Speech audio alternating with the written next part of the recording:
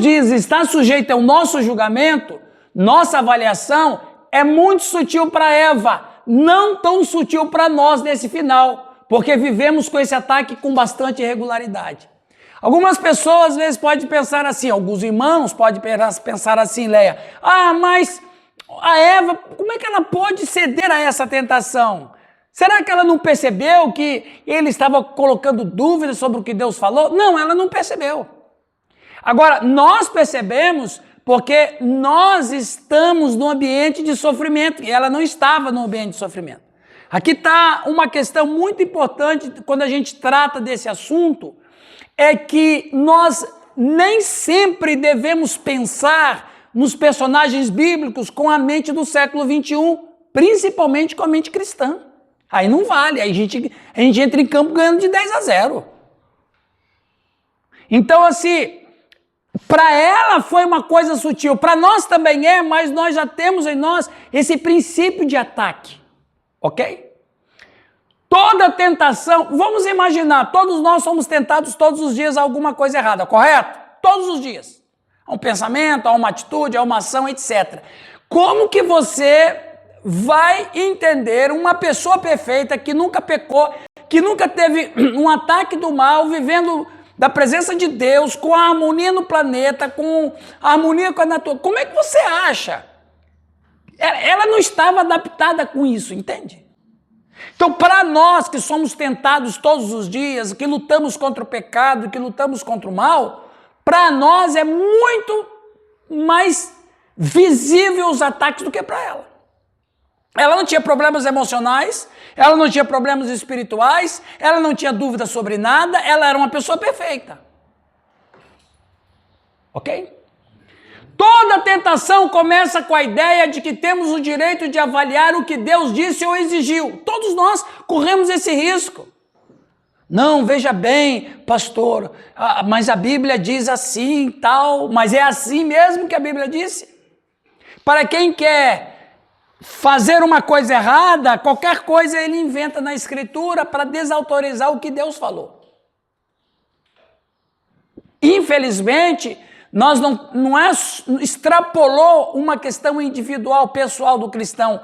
Nós estamos vendo comunidades inteiras que estão caindo exatamente nesse problema, que nós temos o direito de avaliar o que Deus disse. Existe hoje, em muitos seminários, sempre teve essa matéria no seminário, certo?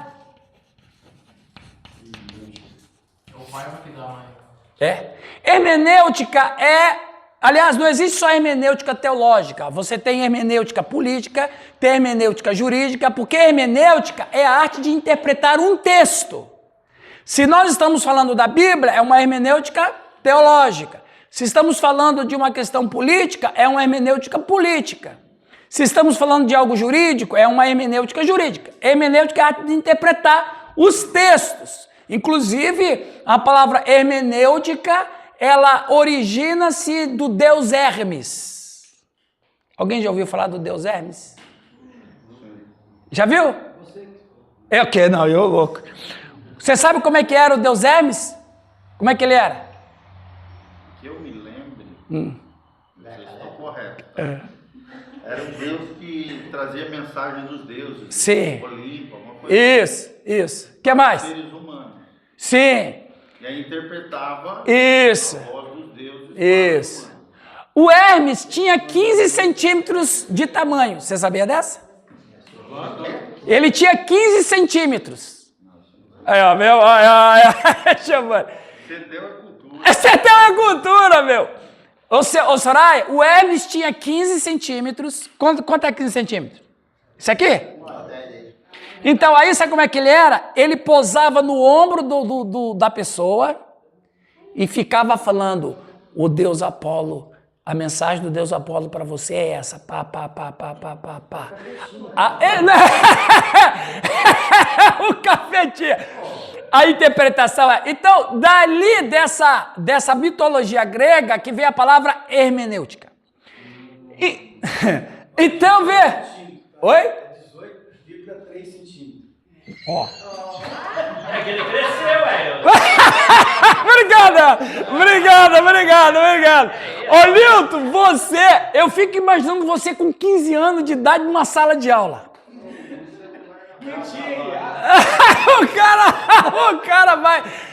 O cara vai pesquisar, bicho é terrível, cara. Esse Nilton é terrível. Quantos centímetros? Então eu errei. 3 centímetros? Então, a minha fonte era... Bom, só que quando eu estudei sobre o Hermes, eu estudei nos livros. Eu acho que agora, ele cresceu. Com a internet ele cresceu. Ele foi para 18. Ô, esse Nilton não vale nada, né, rapaz? Ele deu até a cifra quebrada, 18,3. Seu pai não tem jeito não, Luizão. Eu não sei quem você puxou agora. Não, eu sou o papai. Viu? Então, no seminário sempre se ensinou hermenêutica. Hoje tem uma nova hermenêutica. Essa nova hermenêutica, ela é trabalhada por uns teólogos liberais, Gadamer. Qual é outro filósofo liberal que vocês lá? Tem o Gadamer. Tem o Bultmann. Mas tem um que é muito ligado com a hermenêutica, nova hermenêutica, que é o Paul Ricoeur, francês. Então, olha só a ideia dos caras. Paul Ricoeur. Esse cara, ele é o pai, na minha opinião, ele é o pai da nova hermenêutica. Paul Ricoeur. Hã? Francês. Aí, olha só que é exatamente isso aqui, ó. Toda tentação começa com a ideia que temos o direito de avaliar o que Deus disse ou exigiu. Na hermenêutica tradicional, você tratava o seguinte: você tem o texto bíblico, então você vai estudar o que o autor estava vivendo, o que ele estava passando, qual era a experiência do autor, o que ele quis dizer com aquela frase, o que ele quis dizer com aquele pensamento, o que passava pela cabeça dele, qual era a experiência dele e o que isso tem a ver com nós. Isso é hermenêutica. Na nova hermenêutica, você não vai... Então, o que o Paulo falou? Eu sei lá o que ele falou, ele já está morto. Eu vou ver o texto que ele deixou, que agora o que ele escreveu, eu vou sentir em mim o que ele disse. Eu vou interpretar o texto não conforme o próprio texto. Eu vou interpretar o texto conforme a minha experiência. Essa é a nova hermenêutica. É daí que viu, Giovanni? Que aquele seu guru pastoral Ed René, ele usa essa nova hermenêutica. O Erovaldo também, ele vai por essa nova hermenêutica. É a base da missão integral. É a base da teologia da missão integral. Então não é o que o texto está dizendo, a nova hermenêutica diz o que eu estou sentindo ou vendo sobre o texto. Agora, se cada um aqui, nós estamos em 20 e poucas pessoas, se cada um aqui pensar num texto e der a sua interpretação, para onde que nós vamos? Então, essa aí é um truque de Satanás. A nova hermenêutica é um truque de Satanás. Porque o que Deus falou é o que Deus falou. Eu posso até não concordar com o que Deus falou. Eu, Irangóis, eu posso até não concordar com o que Deus falou, mas eu não vou negar o que Deus falou. Pastor, mas hoje a teologia dada aí é integral, né? A teologia é a teologia liberal, totalmente. Depende, né? Você está fazendo pela... Depende do seminário. Não, mas não é... A grande maioria é. A grande maioria é. Faculdade. Por exemplo, em 2006, em 2005, quando teve a convalidação de teologia que eu fiz no Unicesumar, naquela época, naquele ano, eu estudava 1 ano e meio. Eu bati com o professor sempre. Meu Deus, é coisa de arrepiar os cabelos. Depois disso que eles mudaram para EAD. Teve um aluno, teve um aluno de uma igreja tradicional histórica, que ele foi, a maioria lá eram pastores, a maioria, ou quase todos eram pastores. Só que esse pastor que falou, ele já era formado em uma teologia liberal. Rapaz, ele falou uma coisa tão grave, que o próprio professor que era liberal disse, é você que está dizendo, eu nunca disse isso. Ele chegou e disse assim, que o apóstolo Paulo foi mais importante para o cristianismo do que o próprio Jesus. Rapaz, se o Oswaldo está naquela sala sentado atrás do cara, ele imediatamente pôr a mão e repreendeu o demônio que estava no cara. Não é possível. Não, a proeminência, ele quis dizer da proeminência, porque esse era o contexto da aula. Rapaz, quando ele falou aquilo, até o professor que é de teologia liberal ficou assustado com o cara. Então, isso é truque de Satanás. Está sujeito ao julgamento humano. Pela primeira vez, a força espiritual mais mortal já foi liberada. A questão é, em que nós estamos crendo? Na palavra que sai da boca de Deus ou queremos acreditar no que pensamos acreditar? Então, eu sempre falo para os meus alunos aqui, você e eu, nós não devemos pregar a palavra de Deus conforme a nossa fé. Nós devemos pregar a palavra de Deus conforme ela própria diz. Porque muitas vezes a nossa crença está errada. Então, aquilo que a gente ensina da palavra de Deus não deve prover do que você crê, deve prover do que a Bíblia diz. E é muito fácil o Ramiro falar alguma coisa a partir do que ele crê. Agora, eu vou crer porque ela provém essa fé para mim. Nunca é de mim para a Bíblia, sempre é da Bíblia para mim. Nunca é eu prego o que eu acho que é, eu prego o que a Bíblia diz que é e isso fornece fé para mim. Entende? Porque tem muita gente que crê errado. Fala, Ciola. Tem um modelo da pregação, né? O modelo temático lá, se não me engano, né? Acaba abrindo espaço para isso aí. Sim, Oswaldo. Perfeito. Por isso que eu só prego expositivo. O pastor pregou lá que Paulo era mulher, Maria de Silas. Ele fazia obra o casal tem filho. Rapaz, isso aí chegou nas portas do inferno, meu. Meu Deus. Meu Deus. Mas veja, você pode ouvir um testemunho desse. Ô Suzy, você se escandaliza com isso? Mas se você conviver um pouco mais adentrado no currículo teológico liberal, isso aí é o de menos. Então o que acontece?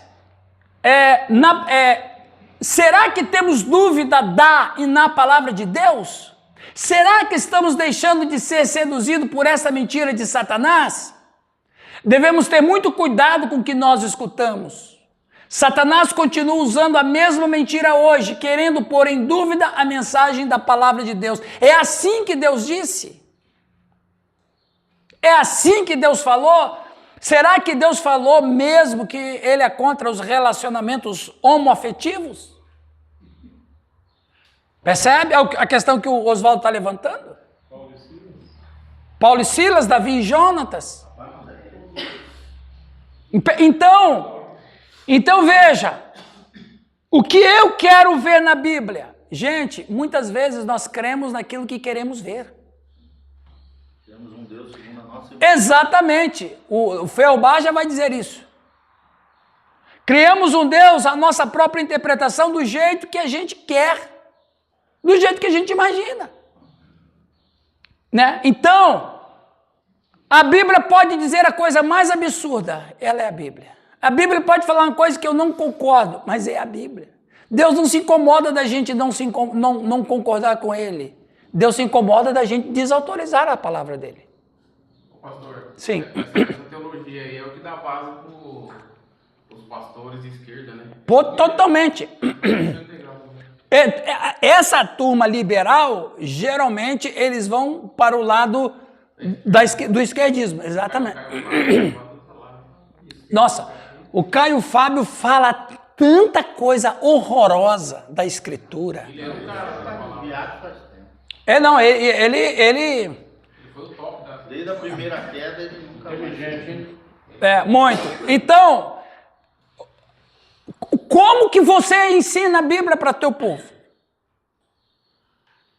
Então, não tenha medo de ensinar a Bíblia como ela é. Ela é isso aí mesmo. Entendeu? Quer ligar um pouquinho? Acho que é bom, porque tá dando suas hoje. Olha quem está aí, ó. Oswaldo, meu. Oswaldo é o culpado desse calor que tá chegando. É tocha humana. É o Oswaldo, cara. É! Lá quando Deus não derruba, nós se joga sozinho.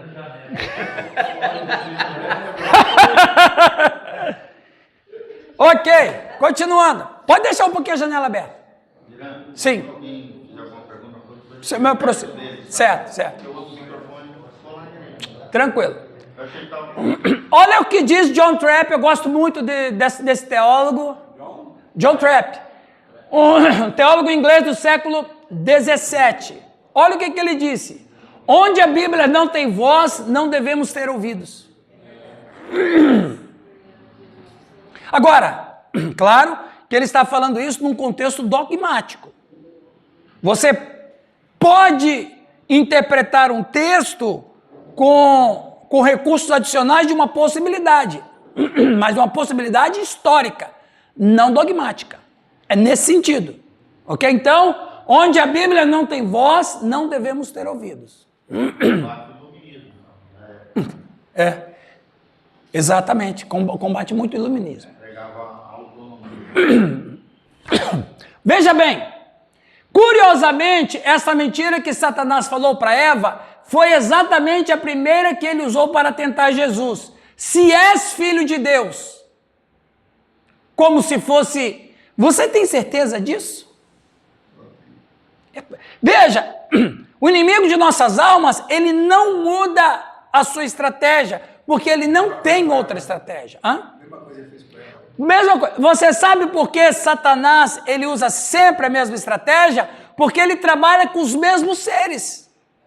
Só muda. De geração em geração vai mudando o ser humano. Porque a gente vai morrendo. Mas ele usa a mesma mentira. Nada novo. Se não deu certo aqui, vai dar certo ali. Se não deu certo ali, vai dar certo acolá. Ele continua com a mesma mentira. Porque a mentira que ele conta é muito bem feita. Alguém vai cair. Em algum momento alguém vai cair. Então, quando ele chega para Eva e diz assim, Soraya, é assim que Deus disse? É a mesma fala que ele diz para Jesus. Você tem certeza disso? Você é filho de Deus? Então, você está na igreja certa? Você está lendo o texto bíblico certo? Você está ouvindo o pastor certo? Você está numa igreja, percebe? Sempre colocando dúvida naquilo que é correto na palavra de Deus. Quem guia? Quando Jesus diz para ele, nem só de pão viverás, mas de toda a palavra que procede da boca de Deus, Satanás diz, então você gosta da palavra de Deus, né? A palavra de Deus diz que se você se atirar daqui lá embaixo, os anjos vão te proteger. E de anjo eu conheço. De anjo eu conheço. Eu sei que quando Deus dá ordem, os anjos executam. Mas você não executou. Você não executou. Não tentarás o Senhor teu Deus. Né? Então, eu lembro que quando eu fui convertido a Jesus Cristo, no meu segundo, terceiro mês de convertido, eu comecei a ter muita dúvida na Bíblia. Muita dúvida. Será que é verdade isso? Será que isso... Né? Eu fui sentindo que Satanás foi minando a minha fé tão nova. 3 meses de convertido. E eu fiquei com aquela dúvida, irmãos, que angústia que eu tive. Eu fiquei uns 4 meses naquele sentido. Eu ia para a igreja, voltava com a cabeça a 1000 por hora, dúvida, desespero, angústia. Até que eu li um livro do Merlin Caroths chamado O Poder do Louvor. O Poder do Louvor.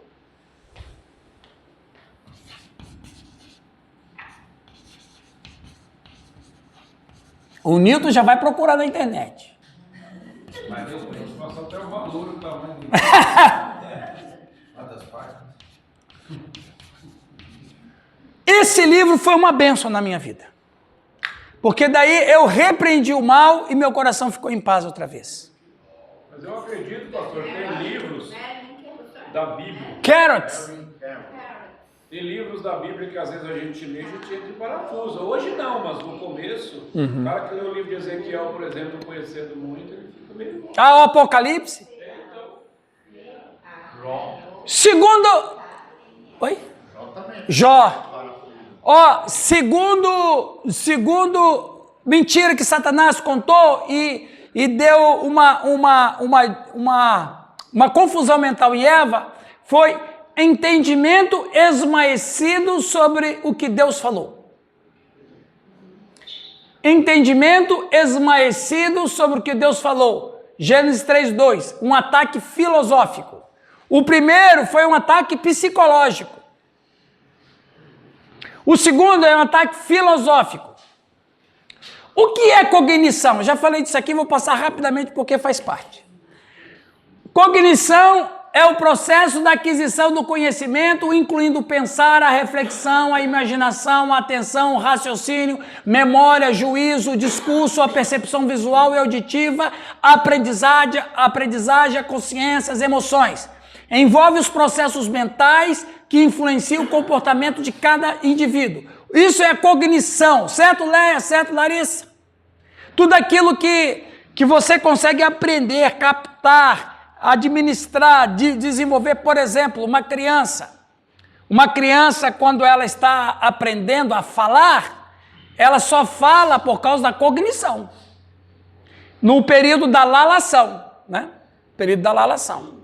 Aí a criança, ela começa a falar. Nossa, mas meu filho, o fulano, aprendeu tão novinho. É cognição, né?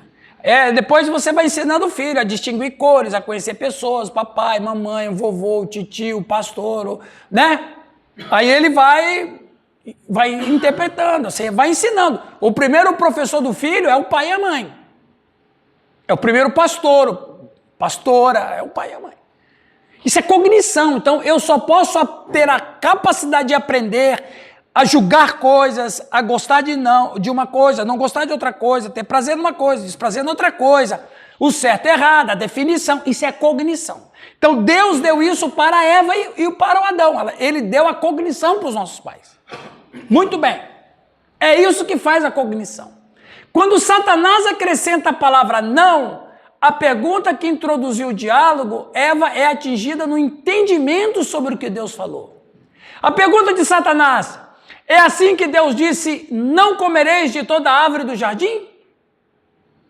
Resposta de Eva: é assim que Deus disse, comereis de toda a árvore do jardim. E ela acrescenta, menos daquela árvore. Veja, isso aqui é muito interessante, porque quando Satanás pergunta, é assim que Deus disse, não comereis de toda a árvore do jardim? Ela responde, é assim que Deus disse. Preste atenção, que eu tenho uma informação preciosa para vocês. Hã? Aqui, ó, preste atenção nessa fala aqui, Nilton. Como é que Satanás pergunta? É assim que Deus disse? Daqui a pouco vocês me cobram. E o que ela responde? É assim que Deus disse. Então veja, mas não é isso que eu quero falar agora, eu vou falar disso depois. Não comereis, ela disse comereis. Nota que a mente dela, na cognição perfeita dela, ela não está acostumada com o não. O não embaraçou tudo ali. Eu gosto de fazer esse teste. É a mesma coisa que eu chegar para vocês. Bom, a nossa mente, os nossos olhos captam imagens que nem sempre você vai ficar prestando atenção, mas eles vão ficar no nosso subconsciente com um nome de paisagem. Você não precisa ver aquilo. Isso aqui, se você, por exemplo, tem lá no espelho, lá você tem um anjinho, um porta-joia lá de um anjinho lá no porta-vidro lá do seu espelho. Você todo dia vê-lo ali, mas você não presta atenção nele, mas a sua mente capta que está ali. No dia que alguém tira aquilo ali, você vai olhar para aquilo e vai pensar assim, está faltando alguma coisa aqui. Não é assim? A nossa mente, ela é impressionante. Então veja, vocês vêm aqui, nós estamos aqui toda semana. E se eu perguntar assim, e você me responda, Sidney, Você me responda rapidamente assim que eu te perguntar, tá ok? Não pensa. Se você pensar, perdeu. Tá ok? Mas se perdeu, não perde nada não, igual a Dilma. Ok? Deixa eu te fazer a pergunta. Você vai responder sim ou não. Ok? Sidney, essa parede não é branca, sim ou não?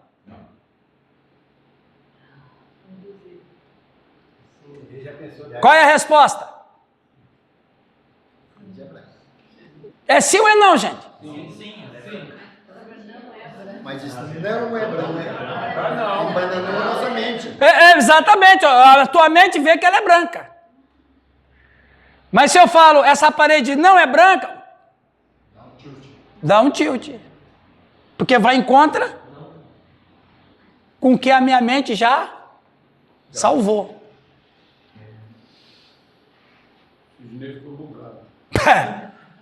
Percebeu? Então veja, você que gosta desses testes, né, Sidney? Foi a mesma coisa que Satanás disse. É como se Satanás falasse assim, essa parede não é branca. Eva ia fazer assim. Não, ela é branca. O não bagunçou. Como é que a gente faz uma afirmação negativa numa coisa que é positiva? Essa parede não é branca. Verdadeiro ou falso? Falso. Então veja, Satanás fez a mesma coisa com ela. E você observa aqui no texto, gente, isso aqui é importante. Quando Satanás pergunta, é assim que Deus disse, não comereis de toda a árvore do jardim? Ela responde, é assim que Deus disse, comereis. Então, ela procura dar uma resposta positiva, correta. Mas ela fica tão assim, meia baratinada, como dizia finado meu pai, que ela até acrescenta, ela vai falando coisas que porque ela quer dar uma resposta correta. Ela quer dar uma resposta correta. Mas ela não se encontra. É assim que Deus disse, não comerei de toda a árvore do jardim? Não, é para a gente comer tudo. Aliás, menos daquela. Satanás nem perguntou disso. Veja como Satanás foi tão astucioso. Ele queria trazer à conversa o quê? Exatamente a árvore do conhecimento do bem e do mal. Mas ele não chegou falando da árvore. Ele chegou falando de uma ordem geral. É assim que Deus disse, não comereis? Não, pode comer.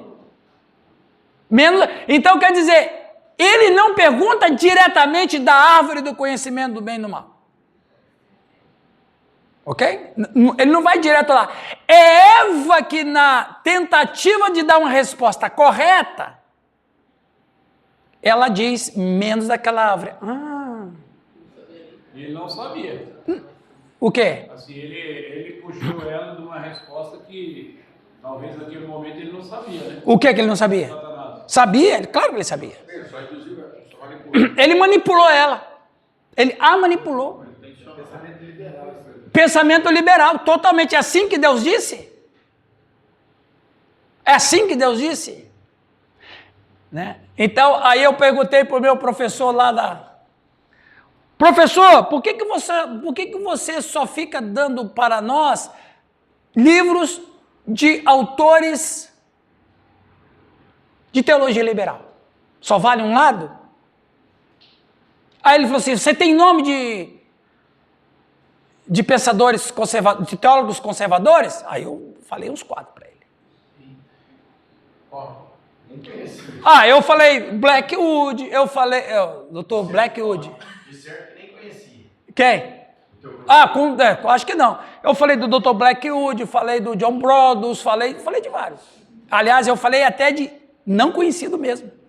Porque os conhecidos ele podia me rebater. Então eu falei de Dr. Blackwood, Dr. John Brodus, eu fui falando. Então, é assim que Deus disse. Essa é a questão. Vamos lá, 2 Coríntios 4:4. Alguém lê esse slide? Luiz, lê para nós, por favor. O Calvino Camargo.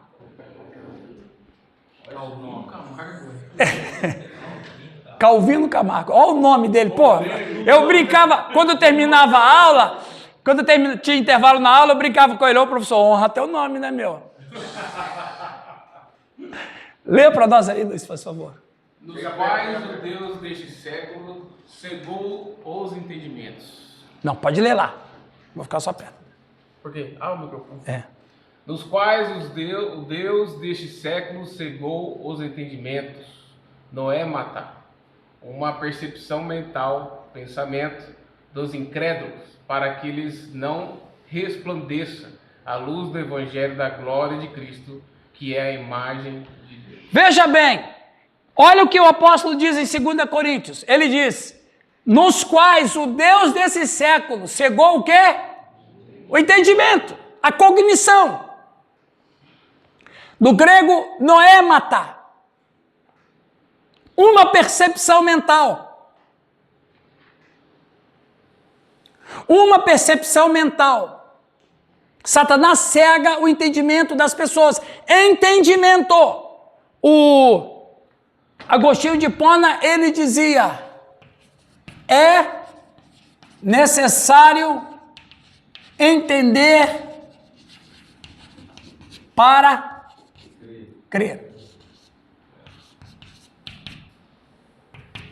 É necessário entender para crer. É a mesma questão que Filipe chega para o tesoureiro de Candace, o eunuco, e pergunta, entendes o que lês? O que ele diz? Como entenderei se não há quem me Como entenderei se não há quem me ensine? Então, é a cognição. Satanás atacou a cognição de Eva. Ok?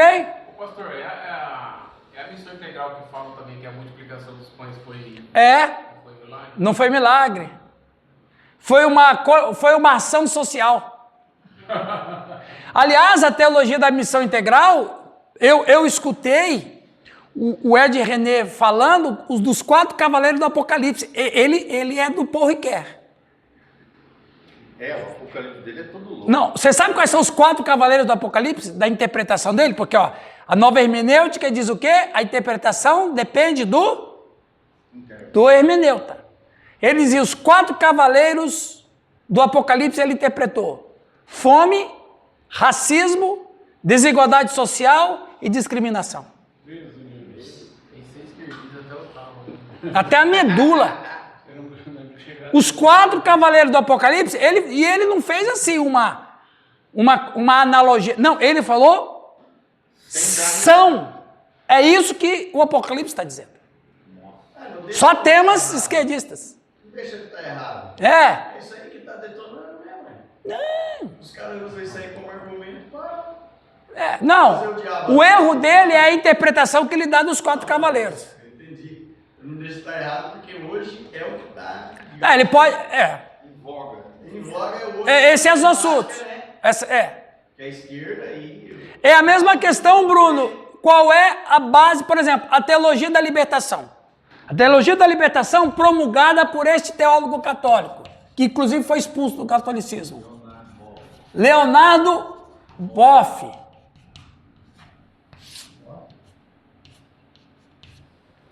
Ele dizia que o pecado é a pobreza. Quando você prega o evangelho para libertar os pecadores, você tem que fazer ação social para tirar ele da pobreza. A teologia da missão integral vai nessa mesma linha.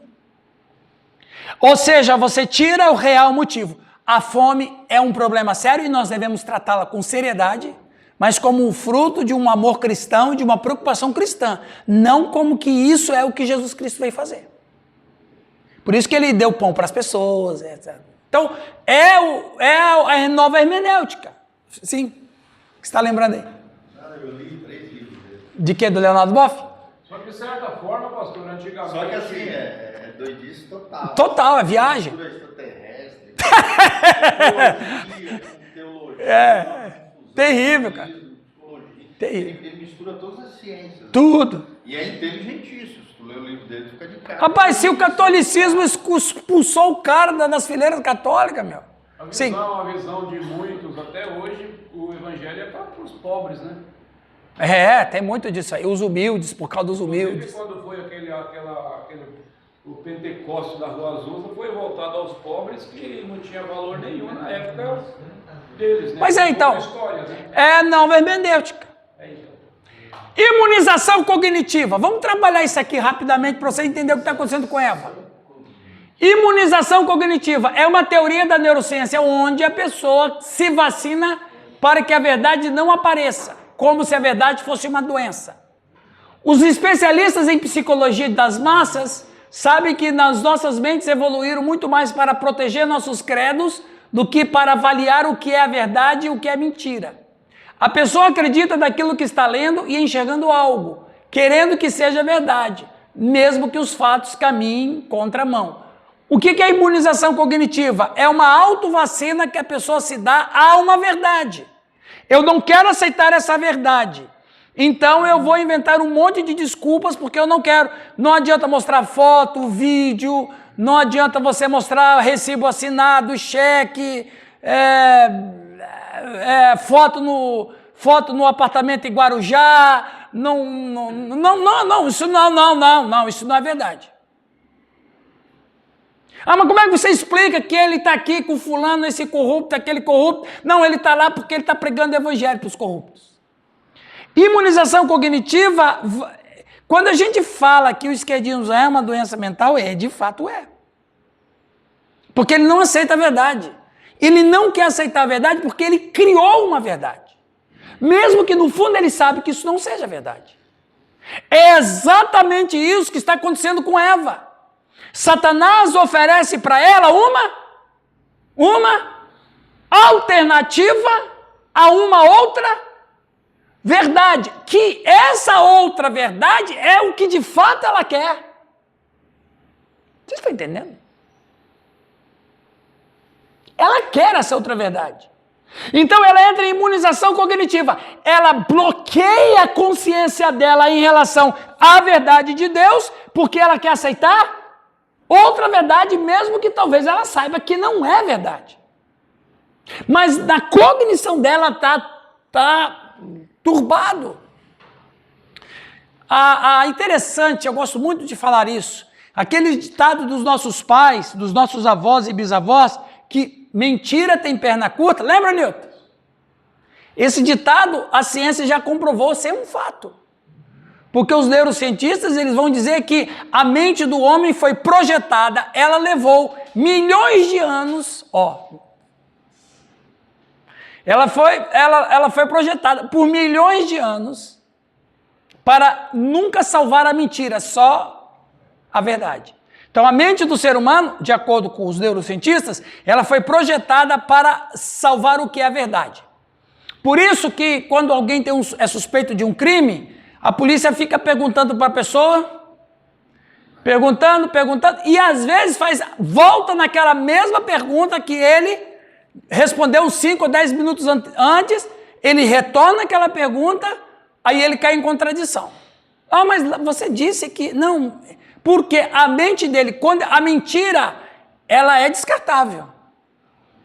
Como é que uma mentira se sustenta? Só tem um jeito de uma mentira se sustentar. Não, porque ela já morreu. Você tem que contar outra mentira. O problema do mentiroso não é a mentira. O problema do mentiroso é como é que ele vai fazer para responder a uma resposta que alguém fizer daquilo que ele já contou. Ele tem que contar outra mentira, e outra mentira, e outra mentira. E o que acontece? Chega uma hora que ele não vai lembrar de mais nada. Porque nós fomos feitos pela verdade, na verdade e para a verdade. E Deus é a verdade. Por isso que a nossa mente, o subconsciente, se você falar uma verdade hoje, ela vai ser verdade daqui a 20 anos. Você vai responder ela perfeitamente, como você contou 20 anos atrás. Mas uma mentira, você não sustenta ela 5 minutos depois. Sim. A gente usa uma forma de trabalhar com o pessoal na questão de verdade e mentira. Sempre digo para eles assim que sua mente mente. Que a mente mente, Aham.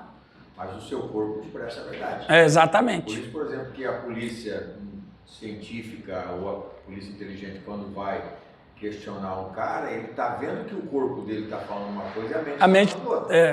Por isso ele insiste para confrontar as duas coisas, para fazer. Então ele sabe que ele está mentindo. Sim. Porque os caras estão fazendo teste com ele ali e ele está falando e o corpo dele está expressando outra coisa. Né? A forma com que ele senta, a forma com que ele anda, a forma com que ele fala. É a expressão. Ó, o jeito que o Luiz senta ali, ó. A expressão. Todo jeito, porque o instinto é como um animal, um cachorro. Se ele está com raiva, ele não tem como esconder a raiva de você.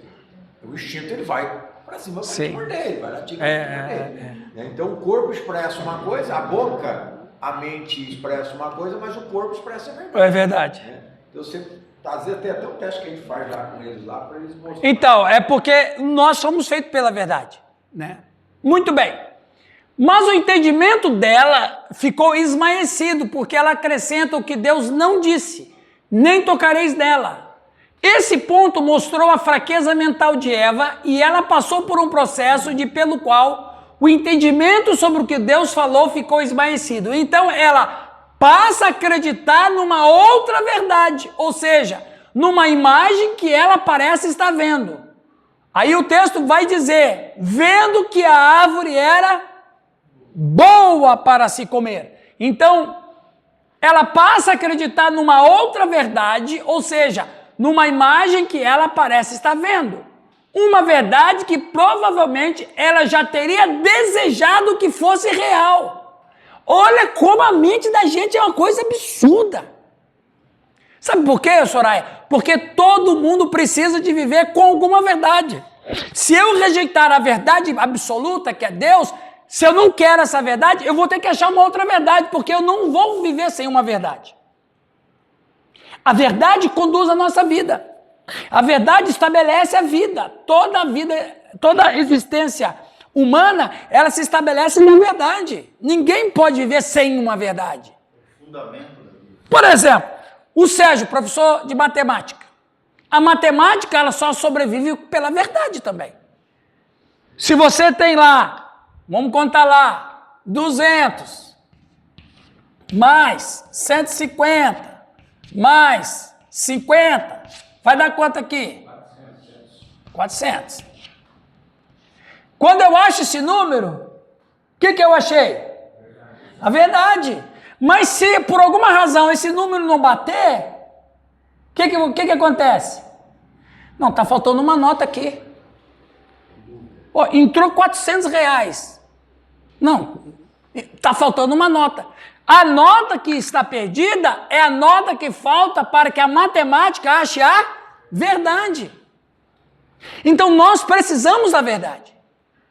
Se eu não quero aceitar essa verdade, ou eu vou criar uma dela, ou eu vou criar uma paralela, mas eu sempre vou ter uma verdade. É a questão da lógica, né? E da dialética. Sim, pode falar.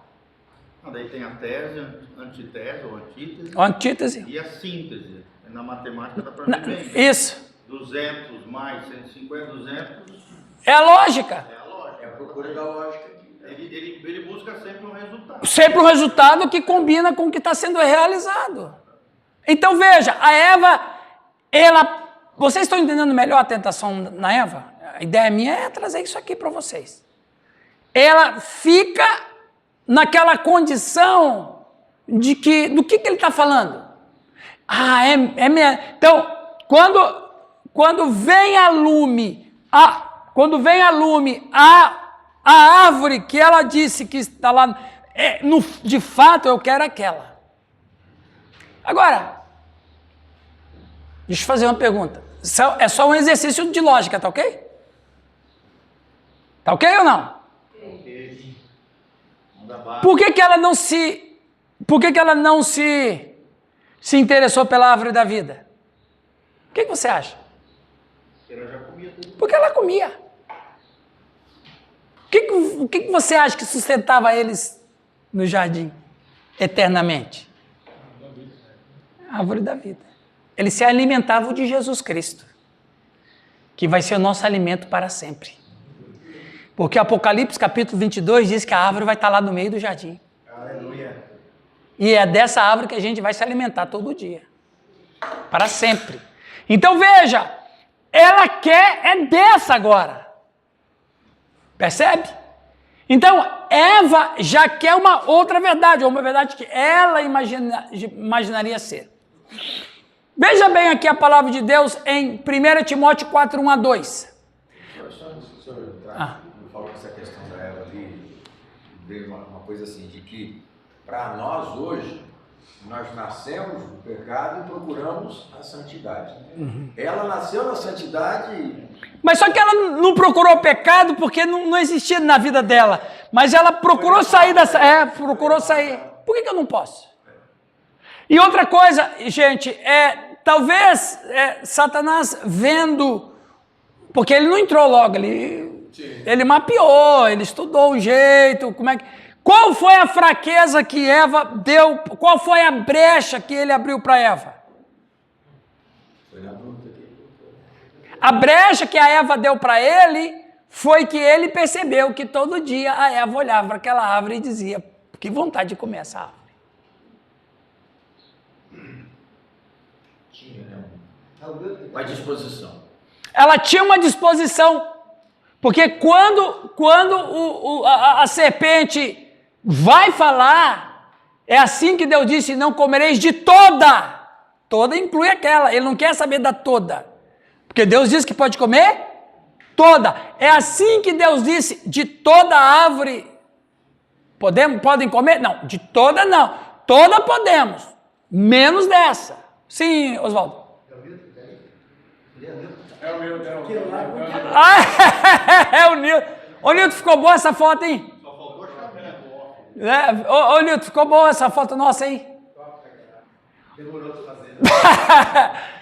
1 Timóteo 4, 1 a 2. Mas o Espírito expressamente diz que nos últimos tempos alguns apostatarão da fé, dando ouvidos a espíritos enganadores e a doutrina de demônios, pela hipocrisia de homens que falam mentiras, tendo cauterizado a própria. Para mim aceitar uma mentira ou para mim aceitar uma verdade que eu crio, eu tenho que queimar um fusível na minha consciência. Porque se essa minha consciência está funcionando, eu não vou poder aceitar. E se eu aceitar uma outra verdade, que não seja a verdade absoluta, eu vou ficar incomodado com isso. Então eu tenho que queimar o fusível para que eu possa aceitar essa outra verdade que eu estou querendo.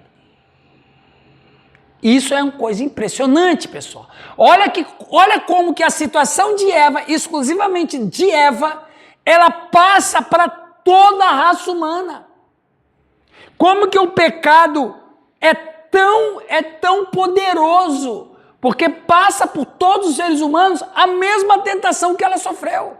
E a atitude que ela teve é a mesma que nós temos. Eu digo, não nós aqui, mas seres humanos têm. 2 Timóteo 4, 3 e 4. Pois haverá tempo em que não suportarão a sã doutrina. O que é a sã doutrina? É a verdade. Pelo contrário, cercar-se-ão de mestres, segundo as suas próprias cobiças. Eu nunca vi no Brasil tanto especialista como nesses últimos dias. Como tem especialista? A Rede Globo, ela tem os seus especialistas, né? Gozado que os especialistas da Rede Globo falam tudo errado, né? E falam tudo que eles querem.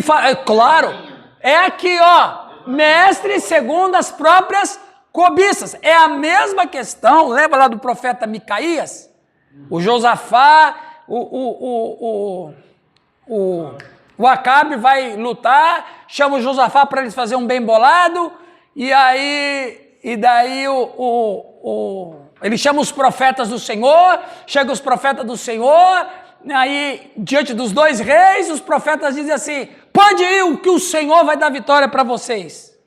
Aí o Josafá, um homem espiritual, né? Ele disse: tá esquisito esse negócio aqui. Ele viu que tinha uma coisa errada. Vem cá, você não tem mais nenhum profeta? Ah, tem um aí, mas ele só fala o quê? Ele só fala o que eu não gosto de ouvir. Oi? O cara da oposição, ele só fala o que eu não quero ouvir.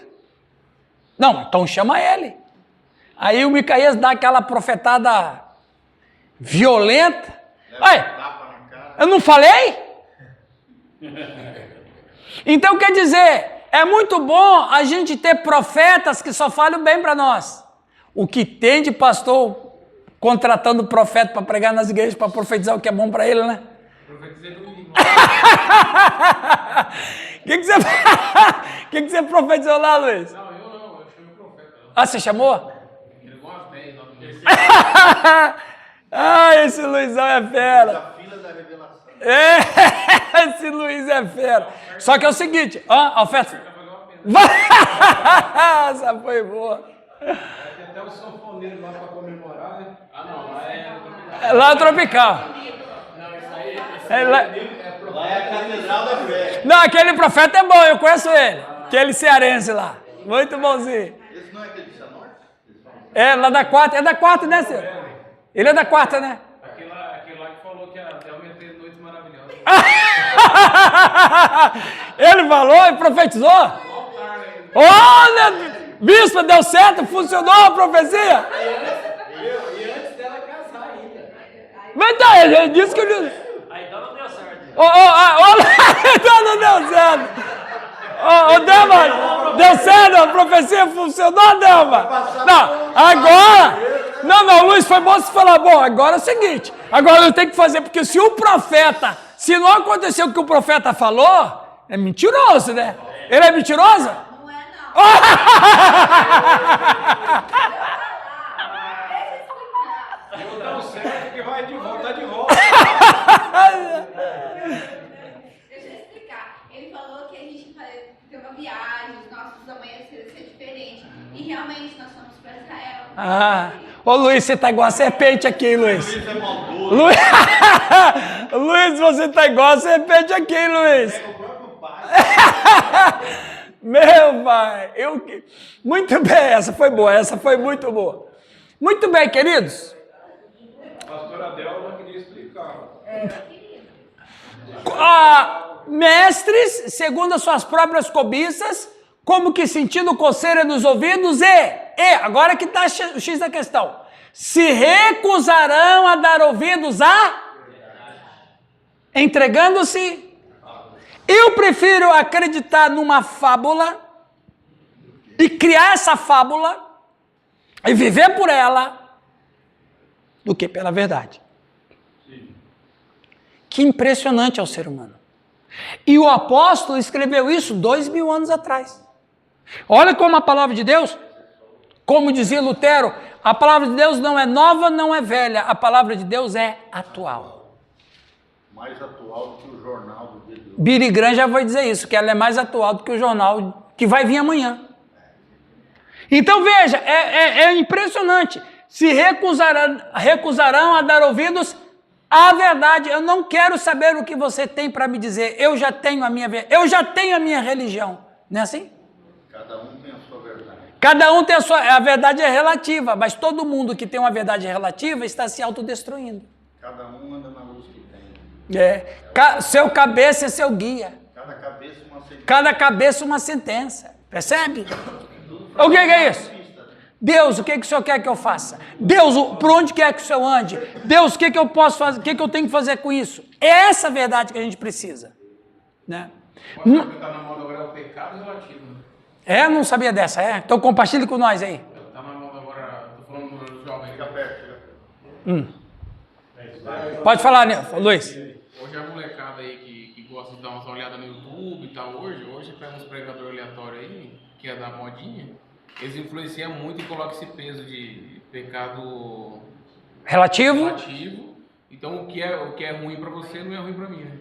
Então eles colocam assim, se você tá no seu namoro, você tem que ver o que é bom pra você. O Espírito Santo vai falar, então eles usam o que a Bíblia diz pra intervir nessa questão do pecado, né? O que é o mal pra você não é mal pra mim. Isso é boa. John Stott chama de relativismo moral. Relativismo moral. E que sempre foi, né? Muito bem. Mas o entendimento dela ficou esmaecido, porque ela acrescenta que Deus... Não, isso aqui eu já falei. Quando o entendimento sobre o que Deus falou ficou esmaecido na mente de Eva, ela passa a não acreditar no que Deus falou, mas sim no que de fato ela quer acreditar. Vendo a mulher que a árvore era boa para se comer, se ela tinha essa visão antes, por que ela nunca foi comer? Hein, Marcos? Marquinhos? Esse Adão é eu? Hein, Eugênio? Quem foi? Esse Adão é eu? Não é aquele patola, não. Viu, pessoal? Essa é uma pergunta. Esse já deu emagrecida. Veja bem, se ela tinha essa visão antes, porque que o texto vai dizer, Larissa?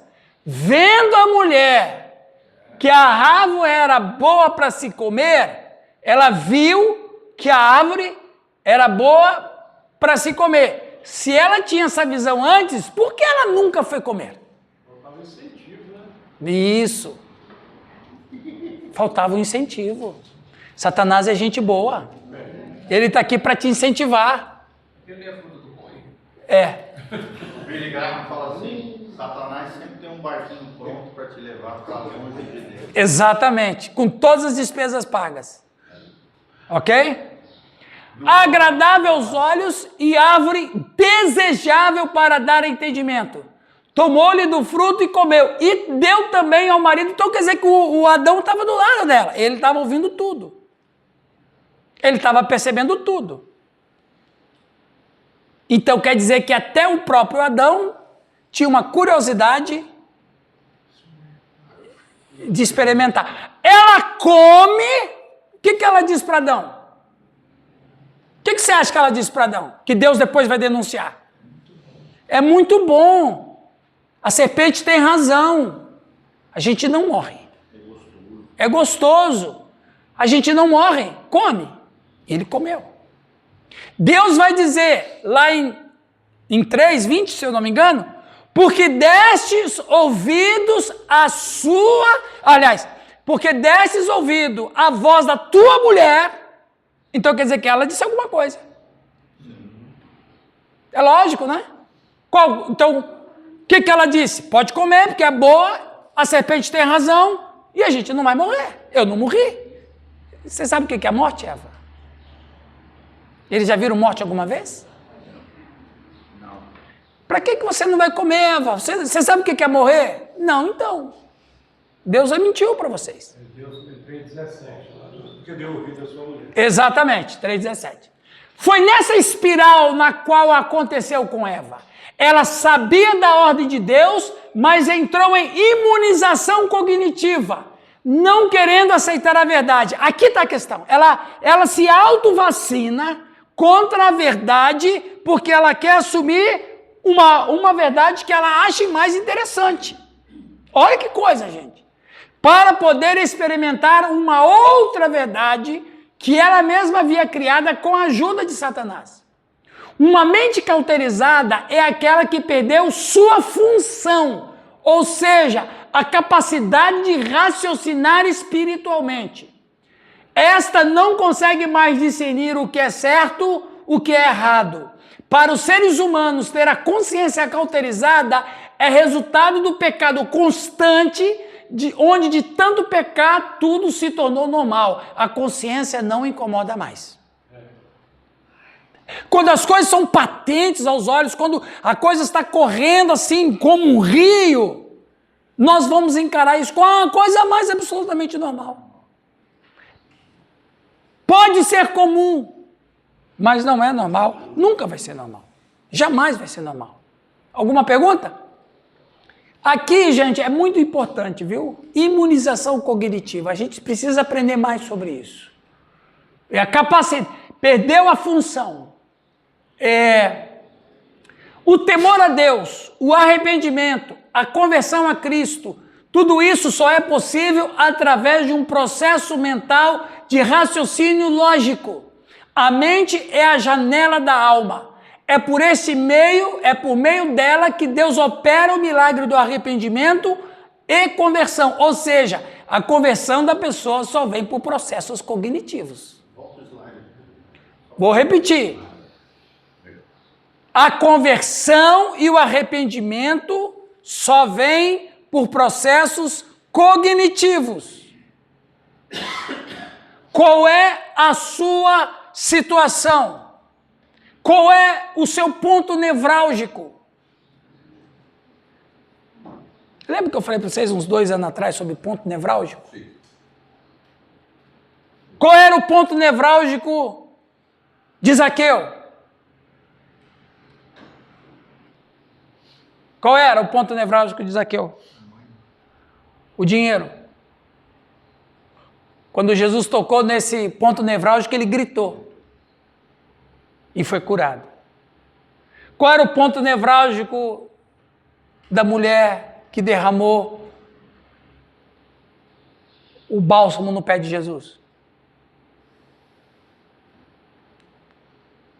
A prostituição. A imoralidade. Se você for perceber, todos nós fomos convertidos de um ponto nevrálgico. E a minha conversão a Cristo faz sentido por causa daquilo. Aqui, ó, todo mundo aqui é convertido a Cristo, amém? Qual foi seu ponto nevrálgico, Sidney? Não, o principal. A bebida. A bebida, o alcoolismo. Para você, a conversão a Cristo está ligada à libertação do alcoolismo. Para o camarada que era assassino, a conversão a Cristo está ligado à vida de assassínio que ele teve. Porque as outras coisas eram consequências. Exato. Então veja, cada conversão tem um ponto nevrálgico. E quem já nasceu? Quem já nasceu salvo? Aí esse é com o Luiz, esse departamento é com o Luiz. Eu tinha uma crise. Os caras dando testemunho, eu era bebum. Era bruxo. E eu não tive nada disso. Eita, agora. Não, mas todo mundo tem um ponto nevrálgico. O seu ponto nevrálgico exatamente era aquilo que você achava por ser bom. Religiosidade. É o ponto nevrálgico de muita gente. Religioso, cresceu na igreja, foi batizado. Aliás, você passou por 2 batismos, né? 2 batismos, não. Um consertou o outro. Então, todo mundo... Todo mundo... Ô, louco, aí você tá me esculachando, hein? Aí você tá me esculachando, hein, Nilton? Não vem com essa não, hein? Não vem com essa não, hein? A canequinha não deu conta. Não, mas o que valeu foi a canequinha, não vem com essa não. Depois ela só se deixou influenciar, mas o que valia era a canequinha, né, Delma? Então veja, mesmo assim, Nilton, todo mundo tem um ponto nevrálgico, cara. É boas obras, é a religiosidade, é o alcoolismo, é a prostituição, é a perdição, é a corrupção. Então, quando você prega, por exemplo, vamos pegar aqui, ó, 2 questões distintas, bem distintas, o Sidney e você. A conversão a Cristo para ele tem um sentido diferente do que para você. Totalmente diferente. Uma coisa que levou ele a Cristo foi o problema que ele vivia no alcoolismo. A questão que te levou a Cristo não era o alcoolismo, mas era a religiosidade ou qualquer outra coisa nesse sentido. Porque a gente precisa confessar com a nossa boca. Cristo. Então, seja qual for, cada conversão a Cristo tem uma história diferente. A minha foi bruxaria.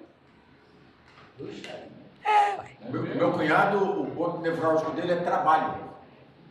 O trabalho era o Deus da vida dele. Vida dele, trabalho, só fazia. Você ia domingo de manhã estar trabalhando. Um dia eu cheguei para ele e falei assim: você tem amigos? Se você tivesse que sair hoje visitar um amigo seu, quem que é seu amigo? Aí você quebrou ele, né? Se tivesse que convidar um amigo seu para vir na sua casa almoçar com você, quem é seu amigo? Não tinha amigo, não tinha amizades, a vida dele girava em torno do trabalho, da vida dele. Ele acordava domingo de manhã, ele estava na empresa que ele morava. Ele já mudou, morava do lado da empresa dele, porque ali ele ficava, a vida dele era trabalho. A vida dele é aquilo. Mas provavelmente o trabalho também para ele é uma fuga. Seja o que for, todos os pontos nevrálgicos é uma fuga. Então, assim, por exemplo, eu mesmo, até os 17 anos, eu frequentava o centro espírita, ia para cemitério com a minha afinada mãe, aquela coisa toda. Se eu contar o meu testemunho para alguém que viveu nesse mesmo meio, ele vai ter um ponto de identificação comigo, porque as nossas conversões têm o mesmo sentido. Você revela as coisas? Perdeu o dom. Esse dom eu perdi, rapaz, sai fora. Porque geralmente, esses profetas... Mas tá voltando, porque ele tá Aham. Não, isso que o Luiz falou tem sentido. Vem tudo essa linha. Vem de lá, muitos desses aí vieram da bruxaria e tal, né? Todo profeta é ligado com isso. Ligado com essas coisas, né? Só que ele converteu a profecia dele, né? Agora ele. Valeu. Vamos terminar para tomar um café, meus irmãos? Demora mais um pouquinho. Isso aqui eu já falei. Olha aqui, ó. Romanos 1, 22 a 23. Obrigado, Nilton. Obrigado, Nilton. Porquanto... Adora matar aulas. Esse aí é fera. Porquanto, tendo conhecimento de Deus... Ó... Tira a foto e bota no grupo. Ele é feroz. E pega cada fraga. Não glorificaram como Deus, nem lhe deram graças. Antes, se tornaram nulos em seus próprios raciocínios, obscurecendo-se-lhes o coração insensato. Inculcando-se por sábios, tornaram-se loucos. Obscurecendo-se-lhes o coração insensato, a mente. Então ninguém pode dizer, não, todo mundo teve uma... Isso aqui eu já falei, né? Nos quais o Deus desse século cegou o entendimento dos incrédulos.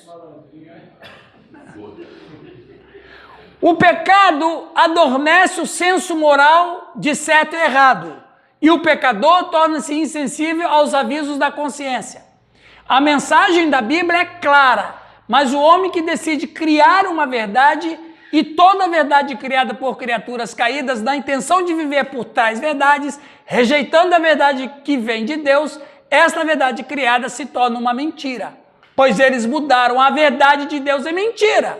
Então eu sempre vou precisar de uma verdade, mesmo que essa verdade no meu íntimo eu sei que ela é uma mentira, mas ela tem uma roupa da verdade. Adorando e servindo a criatura em lugar do Criador, o qual é bendito pelos séculos dos séculos. Amém. Pastor, vou falar naquele. A outra antes. De óculos, é um malandrinho. Essa é profunda, né? Essa foto é a mente que está cega, né? É a mente cega.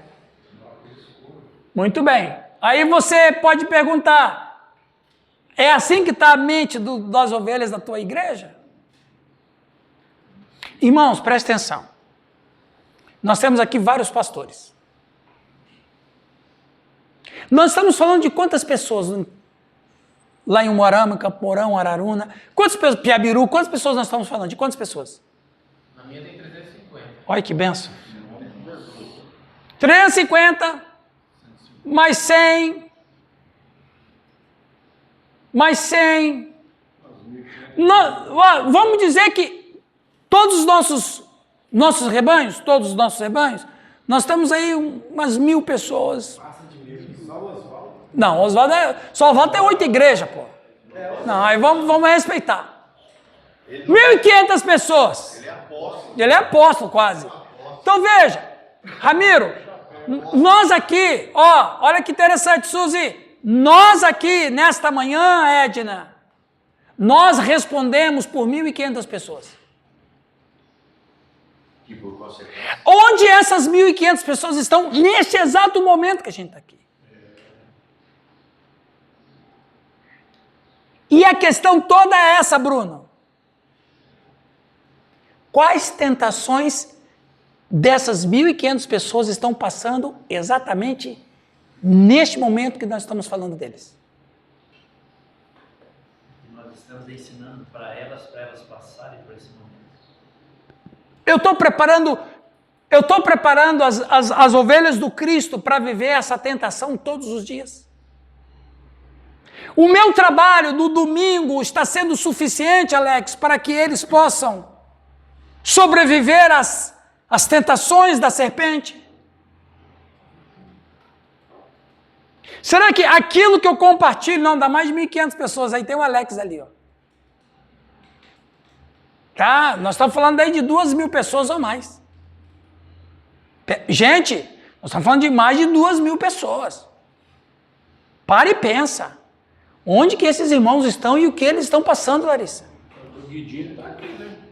Então, ali, do Rogério está ali. Então veja, irmãos e irmãs, pastores aqui, o Nilton, que eu sei, todos nós, eu sei que o Giovanni é um cara super preocupado com a igreja dele, o Nilton, o Luiz, o Sidney, o Lucas, eu sei, compartilha sempre comigo os desafios que ele passa. Eu sei que todo mundo aqui, o Marquinhos, eu sei que todo mundo aqui tem preocupação com as suas ovelhas. Leva essa preocupação, Giovanni, para o seu púlpito.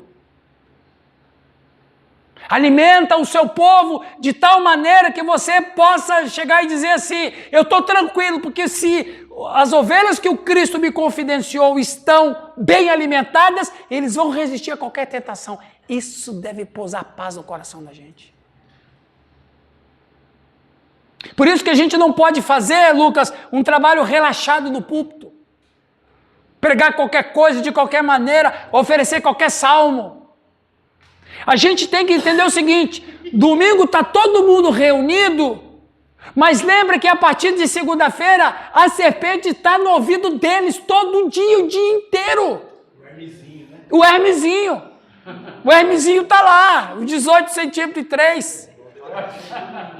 Hã? Fala lá, cuidado com o Hermes no teu ombro. Essa foi boa. É no ombro esquerdo, é a posição que ele mais gosta. Então veja, como que eu vou, Leia, como que eu vou orientar, o que eu vou oferecer para que as ovelhas do Cristo, que eu estou cuidando, eles possam viver. Pessoal, a igreja não é nossa, a igreja é de Jesus Cristo. Eu tenho que cuidar da ovelha do Cristo, e a ovelha do Cristo só se alimenta da palavra do Cristo. As minhas ovelhas ouvem a minha voz. Você tem sido a voz do Cristo lá naquele rebanho. Podemos pregar qualquer coisa. A palavra tem que ser sempre intencional. Né? Totalmente, mas intencional para o bem, não para o mal, porque também é intencional para o mal, né? Eu tenho que ser intencional para o bem, eu tenho que me alimentar bem, eu tenho que me alimentar da palavra de Deus. E é o pastor, é o presbítero, é o líder de célula, é o sujeito que vai colocar essa comida eterna na boca do povo. Porque daí, Larissa, eu posso estar aqui quarta-feira sem nenhuma preocupação com as ovelhas. Por quê? Porque elas estão bem alimentadas. Eu estou fazendo bem a minha função. O Hermes pode, o Hermesinho pode ir lá, subir no ombro esquerdo, né? E apitar, porque ele vai fazer assim, ó. Porque ele está ouvindo uma outra voz. A verdade que eu prego, a verdade que... Eu sempre falo para os meus alunos de homilética aqui, olha, toda mensagem que você prega é uma verdade. Seja qual for, é uma verdade. Porque tudo que sai da Bíblia é a verdade. E talvez não seja nem a verdade que a gente queira falar. Sim. A gente tem que olhar o pecado, mostrar o erro, mas também mostrar a solução, né? Remédio também. Né? Nós temos que pregar remediando e pregar, como é que você fala antes de ter que usar o remédio? Como é que fala? Agora me fugiu a palavra. Não, é remediar e... Exortar. Não. Prevenção, obrigado. Nós temos que prevenir, em primeiro lugar, prevenir. Não tem o jeito? Remédio. Mas o trabalho nosso é a prevenção, meus irmãos. É orientação. Eu vou falar sobre insegurança, sobre o que Deus falou, mas depois do café. Amém?